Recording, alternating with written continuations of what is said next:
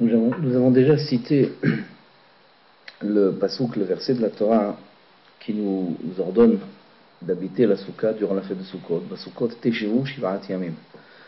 Durant 7 jours, vous habiterez dans des Sukkot.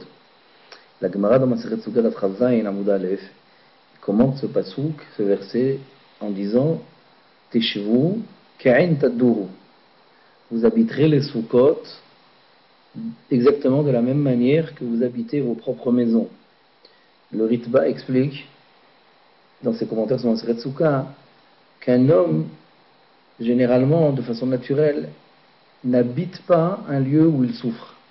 C'est-à-dire, au même titre que s'il était incommodé dans sa propre maison, il n'y resterait pas. Au même titre, quelqu'un qui est incommodé du fait d'être dans la soukha est exempt d'y rester. Tout ceci, bien sûr, hormis le grand principe qui est déjà établi par la Mishnah, Amitztaher patur min soukha, toute personne qui est mitzta'eret, qui ressent du tsar, qui ressent un manque de confort, un malaise d'être dans la soukha, en est exempte. Hormis tout cela, on explique que de toutes les façons, si le fait d'être dans la soukha incommode la personne au point où elle ne peut plus y rester, eh bien, teshevu ka'en taduru, de la même façon que si la personne serait incommodée dans sa propre maison, elle n'y resterait pas. Alors, l'obligation d'habiter dans la soukha ne dépasse pas notre façon d'habiter notre propre maison. Malgré tout, il existe une mahloket, une discussion parmi les décisionnaires médiévaux, parmi les rishonim, sur le premier soir de la fête. Nous avons dit précédemment que le premier soir de Sukkot, il y a impérativement l'obligation de consommer au moins un kazaïd de pain dans la soukha, et que c'est une ordonnance minat Torah, c'est une ordonnance donnée directement par la Torah. Or, puisque nous sommes face à un devoir ordonné par la Torah, le premier soir de la fête de Sukkot, de consommer un kazaïd de pain dans la soukha, et allons-nous dire que le principe de mitztaher patur min soukha, le principe selon lequel toute personne est incommodée du fait de rester sous la soukha en est exempte, est-ce que nous allons appliquer ce principe également au premier soir de la fête de Sukkot, où il y a une obligation, quoi qu'il arrive, de rester sous la soukha et de manger un kazaïd de pain sous la soukha? Ou alors allons-nous dire non, puisque teshevu ka'en taduru, puisque de toutes les façons nous n'avons pas davantage l'obligation de siéger, d'habiter la soukha plus que nous le ferions dans notre propre maison, puisque j'en ressens un tsar, puisque j'en ressens une incommodité, alors je suis exempt d'y rester, même le premier soir. Et ça fait l'objet d'une mahloket, ça fait l'objet d'une discussion. Pour les autres jours de la semaine, les autres jours de la fête de Sukkot, il n'y a pas de discussion. Les autres jours de la fête de Sukkot, s'il y a le moindre tsar, la personne est exempte. S'il y a la moindre incommodité, la personne est exempte. Si la personne ne peut réellement plus rester davantage dans la soukha, elle en est exempte de façon unanime. La mahloket, la discussion, elle est au niveau du premier soir de la fête. Et là, nous allons citer plusieurs avis.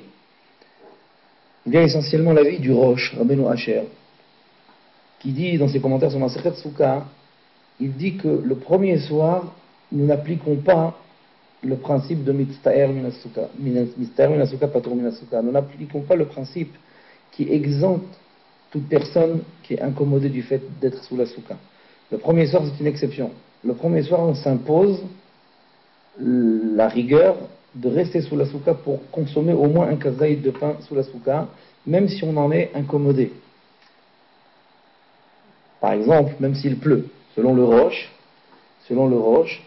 même s'il pleut le premier soir, nous devons consommer sous la soukha le kazaïd de pain, même sous la pluie. D'ailleurs, cet avis du Rosh est partagé par d'autres rishonim. Le Sefer HaMichtam, le Tomat HaDeshen, le Ran, le Orchot Haim, le Kolbo, tous ces autres décisionnaires médiévaux suivent l'opinion du Rosh sur ce point et tranchent eux aussi que le premier soir, nous n'appliquons pas le principe de mitztaher patur min soukha. Nous n'appliquons pas le premier soir de la fête de Sukkot, nous n'appliquons pas le principe selon lequel on est exempt de la soukha lorsqu'on en est incommodé. ce principe n'est pas applicable le premier soir selon leur opinion. Je répète, selon l'opinion du Roche, suivi par le Sefer HaMichtam, par le Turmat HaDeshen, par le Ran, le Orchot Haim et le Kolbo. Par contre, deux autres décisionnaires médiévaux ne partagent pas cet avis. Il y a le Samag, Sefer Mitzvot Gadol, et il y a aussi l'opinion du Or Zarua. Le Or Zarua et le Samag sont en divergence avec le Roche et ses compagnons sur ce point, et eux ils disent non, il n'y a pas de différence entre le premier soir et les autres soirs, et les autres jours de la fête de Sukkot. Mitztaer Patur Minasuka. Dans tous les cas de figure, quelqu'un qui est incommodé, et réellement incommodé du fait d'être sous la Souka, il en est exempt. Et donc cela veut dire que même le premier soir de la fête, si par hasard il pleut, s'il pleut le premier soir de la fête, ou toute autre incommodité, qui nous met dans la quasi-impossibilité de réaliser la mitzvah d'être sous la Souka, on en est exempt, d'après le Or Zarua et le Samag, qui ne partagent pas l'avis du Roche et de ses compagnons. Maran, Rabbeinu Yosef Karo alav shalom, dans le Bet Yosef, Or HaChaim Siman Tavresh Lamed Tet, dans le chapitre 639 du Bet Yosef, Or HaChaim, il cite cette mahloket, il cite cette divergence d'opinion, et il dit ceci n'est de toutes les façons pas conforme à l'opinion du Rashba. Maran le Bet Yosef a trouvé une tchouva du Rashba, une réponse à la chic du Rashba, autre décisionnaire médiéval, qui dit explicitement, comme nous l'avons dit précédemment, qu'il n'y a pas plus de devoir d'être sous la souka, d'habiter la souka, plus que notre façon à nous d'habiter la maison. C'est-à-dire que s'il arriverait un incident quelconque dans une maison, comme par exemple une fuite d'eau au toit, ou des insectes, ou un vent, un froid très fort, contre lequel on ne pourrait pas résister, on ne resterait pas dans cette pièce, on ne resterait pas dans cette maison. Eh bien, c'est exactement la même chose dans notre façon d'habiter la soukha. La Torah n'a pas ordonné plus de conditions pour habiter la soukha, plus que celles avec lesquelles nous habitons notre propre maison. Et de la même façon que dans notre propre maison, nous ne resterions pas dans la pièce où nous aurions une incommodité quelconque, alors dans la soukha, nous ne resterons pas non plus davantage. C'est la raison pour laquelle, dit le Rashba cité par le Bet Yosef, et mitztaer patur min souka afilu bedel rishon, qu'une personne qui est incommodée du fait d'être sous la soukha en est exempte même le premier soir de la fête. Et c'est comme ça d'ailleurs que tranche Maran lui-même dans le Shulchan Aruch, Siman Tavresh Lamed Tet Saif He, chapitre 639, paragraphe 5, Maran tranche explicitement, non pas comme l'avis du Roche et du Orchot Haim et du Kolbo, etc., mais plutôt comme celui du Samag, Sefer Mitzvot Gadol, et du Or Zarua, et du Rashba également, qu'il a rapporté dans le Bet Yosef, que lorsqu'on est incommodé du fait d'être sous la soukha, on en est exempt même le premier soir. Même le premier soir. Donc, et nafkamina, incidence pratique, sur le plan pratique, et s'il pleut le premier soir, d'après Maran, Shulchan Aruch, d'après Maran, Rabbeinu Yosef Karo, et s'il pleut le premier soir, on est exempt d'être sous la soukha, même le premier soir. Par contre, le Rama, sur place, dans ses Haggarot, dans ses notes sur le Shulchan Aruch, le Rama n'est pas d'accord. Le Rama tranche, lui, comme le Roche et les premiers Rishonim que nous avons cités tout à l'heure. Il tranche comme le Roche et ses compagnons, selon lesquels il faut s'imposer une khumra, une rigueur. Le premier soir, il faut le différencier des autres jours de la semaine de Sukkot. Le premier soir, même s'il pleut, même si on est incommodé du fait d'être sous la soukha, on doit s'imposer d'y rester pour y accomplir les devoirs que nous devons y accomplir. Donc d'après le Rama, d'après l'opinion des Ashkenazim, s'il pleut le premier soir, on doit s'imposer d'y rester au moins pour consommer le kazaït, la quantité de pain de environ 30 grammes qu'on doit consommer sous la soukha le premier soir de Sukkot. Alors que, selon Maran, Shulchan Aruch, Rabbeinu Yosef Karo alav shalom, comme qui les Sfaradim et Bnei Edot HaMizrach vont marche aveuglément selon ses décisions halachiques, nous sommes exempts de la mitzvah d'être sous la souka le premier soir s'il pleut. S'il pleut au point, bien sûr ici on ne parle pas d'une pluie légère, de quelques gouttes, on parle ici d'une pluie importante au point de détériorer par exemple le plat qu'on est en train de manger. Ou alors autre incommodité, par exemple la lumière de la souka s'est accidentellement éteinte, il n'y a plus de lumière, on va manger dans le noir.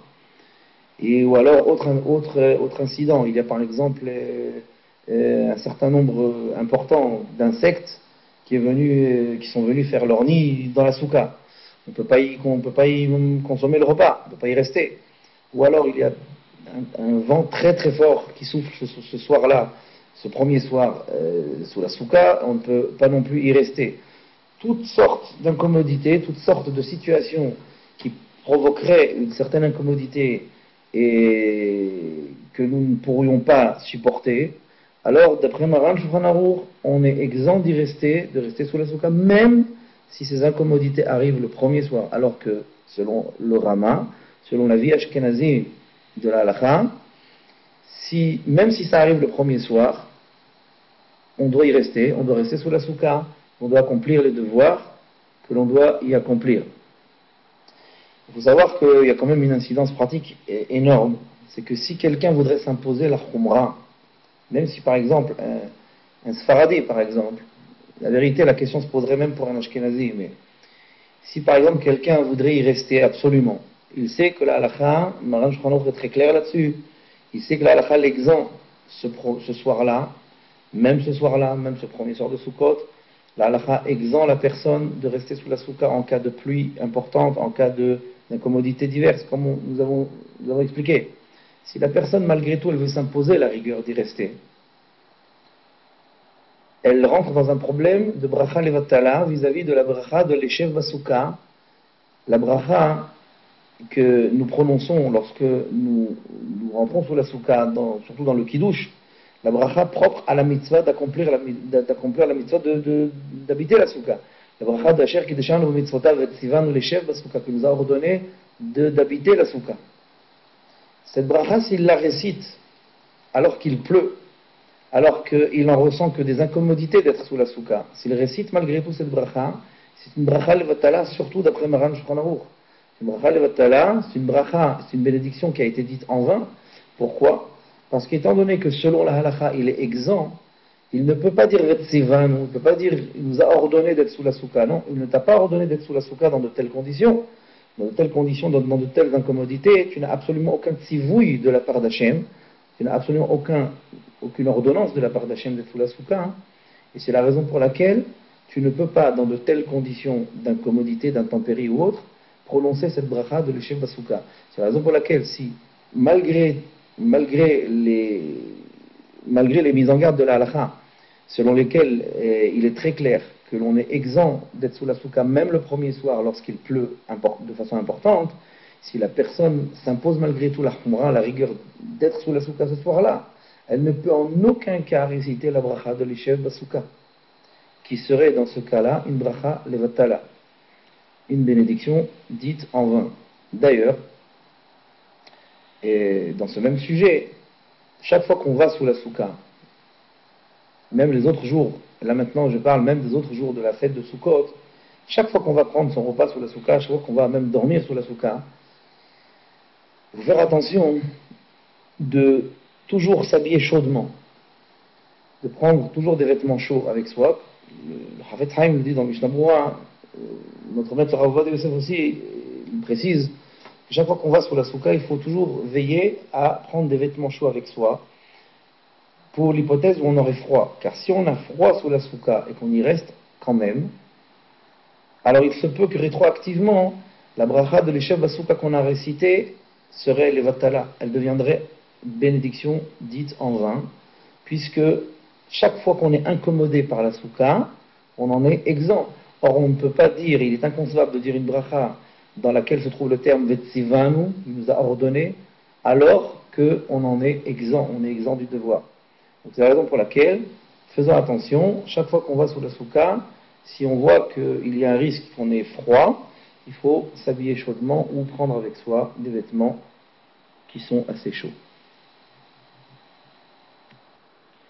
Comme Maran Shulchan Aruch, concernant le premier soir de la fête, comme son opinion est partagée par d'autres décisionnaires qui sont venus plus tard, d'autres décisionnaires ultérieurs. Le Gaon de Vilna tranche exactement comme Maran Shulchan Aruch, qu'on est exempt de la soukha même le premier soir lorsqu'il pleut de façon importante. On en est exempt même le premier soir. Le Gaon de Vilna tranche comme ça. Le Mahamar Mordechai, Rabbi Mordechai Karmi alav shalom, Mahamar Mordechai tranche également comme ça. Le Shulchan Gavora, Rabbi Yosef Molcho alav shalom, tranche également comme ça. Donc, halakha le ma'aseh, sur le plan pratique, particulièrement pour les Sfaradim, lorsqu'on est le premier soir de la fête et qu'il pleut de façon importante, on est exempt d'être sous la soukha, même ce soir-là. A fortiori les autres jours où il n'y a pas la moindre discussion, mais en tout cas, selon Maran Shulchan Aruch, on est exempt d'être sous la soukha s'il pleut de façon importante, même le premier soir de la fête de Sukkot.